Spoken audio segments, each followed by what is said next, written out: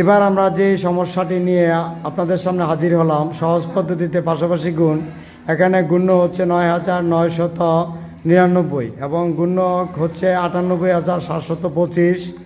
আমরা ৯,৯৯৯কে ভাঙলাম, ভেঙে আমরা পেলাম ১০,০০০ বিয়োগ ১। তারপরে গুণক আছে ৯৮,৭২৫। ৯৮,৭২৫ দিয়ে আমরা ১০,০০০কে গুণ দিলাম এবং ৯৮,৭২৫ দিয়ে আমরা ১কে গুণ দিলাম। ৯৮,৭২৫ দিয়ে আমরা ১০,০০০কে গুণ দিয়ে আমরা পেলাম ৯৮,৭২৫, তার সাথে শূন্য হলো আমাদের 4টা। আর ৯৮,৭২৫কে ১ দিয়ে গুণ দিলে আমরা পেলাম ৯৮,৭২৫। এখন ৯৮,৭২৫ সাথে শূন্য হচ্ছে আমাদের 4টা। এখান থেকে যদি আমরা ৯৮,৭২৫ বিয়োগ দেই তাহলে আমাদের যে আনসারটা দাঁড়াবে, উত্তরটা গুণফলটা হবে, সেটা হবে ৯৮, ৭১, ৫১, ২৭৫। এটা হলো আমাদের চূড়ান্ত গুণফল।